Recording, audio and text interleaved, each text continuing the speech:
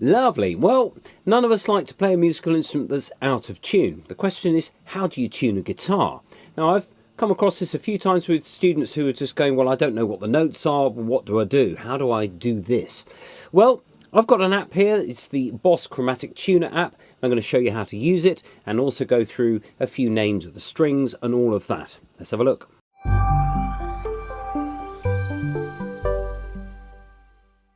On your screen, you can see a graphical representation of the chromatic tuner, the famous Boss pedal, which you can get on your pedal boards. But you can download this free onto iOS and other platforms perhaps, I'm not sure. But this is basically a very useful way of tuning your guitar, and it works using the microphone of the phone or the iPad that you're using. So the string names, we've got an E string here, the thickest string here. We've got E, A, D, G, B and E. Now the trouble with a tuner is that it might say, oh, it's in tune, but is the note actually right? Well, if I just play the E string here, you can see that the red line is to the left of the middle where it should be green. That means I've got to tighten the strings slightly, but only by a small amount.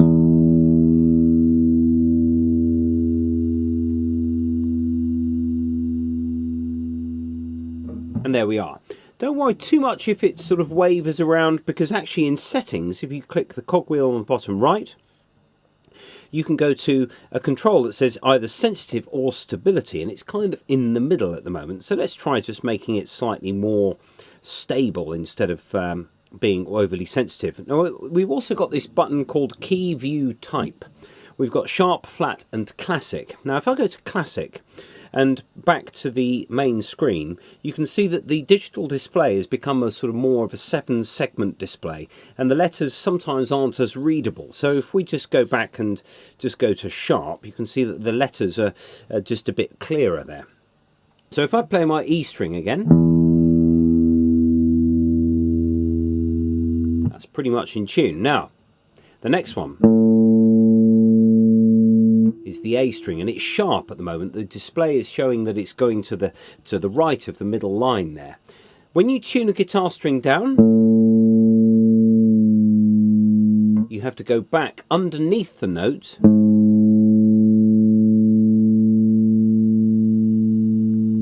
and then tune it in like that.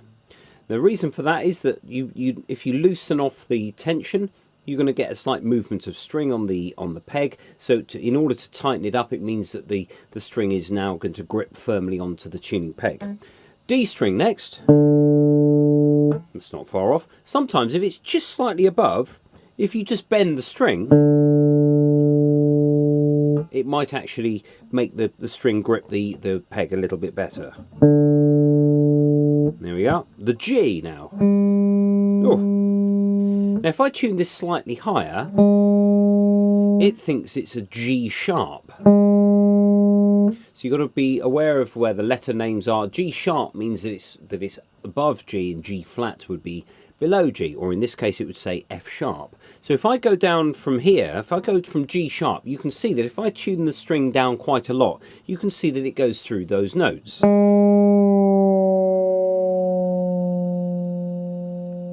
So it went all the way from G sharp to G to F sharp to F. So if I bring it back up now to G,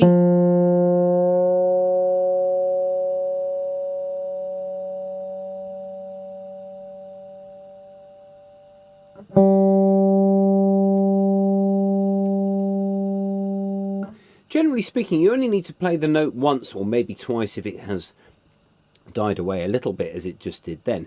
Don't sort of... There's not really any point in doing that. You need to have a really stable note that the tuner can listen to. Going to the B string. Oh my goodness, that was bang on. And then the E, the last E.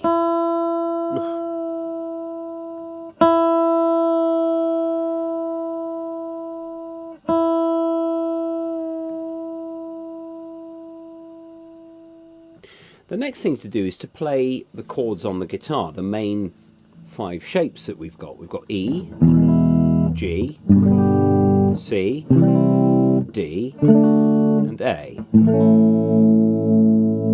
One or two little issues there. can also check the intonation of your guitar using a tuner. So if I've just got the G here, I'm playing a harmonic at 12th fret here. I'm just resting my finger very slightly on it. And then if I play the fretted note of G, it does say it's in.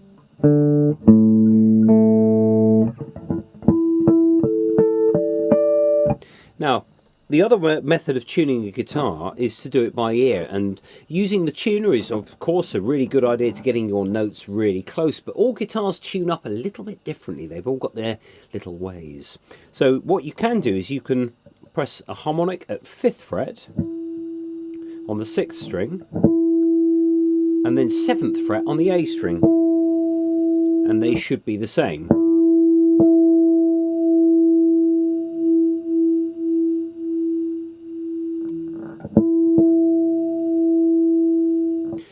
Essentially, the strings will be in tune with each other when the beating stops. So if you have this, you can hear that sort of wavering.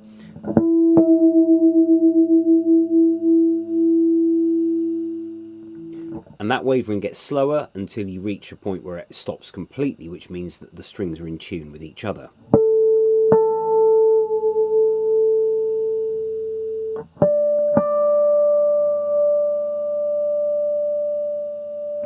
Now, you can't do this between the 2nd and the 3rd strings, the G and the B strings. You can't do this, because the interval or the distance between them in terms of semitones or half steps is different to the other strings. So you have to use a 4th fret on the G and compare that with the open string instead. But once you get to the 1st and 2nd strings, you can reinstate the harmonics.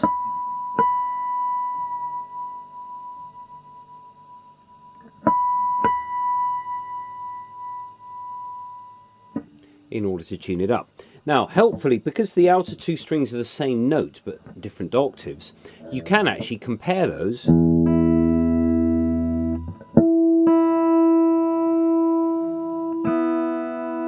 Sometimes a guitar works best if you tune from the kind of the outsides inwards, because if you get little errors between the strings, they add up and you end up with an E and an E at the top, which might be significantly different. So, just checking my chords now.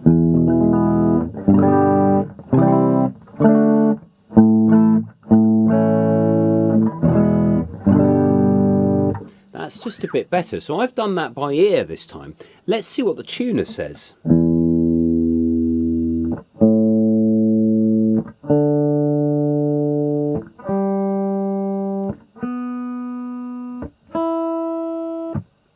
Pretty much bang on. However, if you've got a red light one side of the central line, it's actually only a tiny amount. We have this thing called cents, as in sort of cents in a euro or cents in a dollar, where there are 100 cents per semitone. So it really is a very, very small change from something that's bang on in tune to maybe 1 bar either side. So we've just got to make sure we don't go too mad with that. So there's a method of tuning guitar. 2 methods. You've got a free app on the phone, and then you can listen also to the guitar itself by comparing those strings.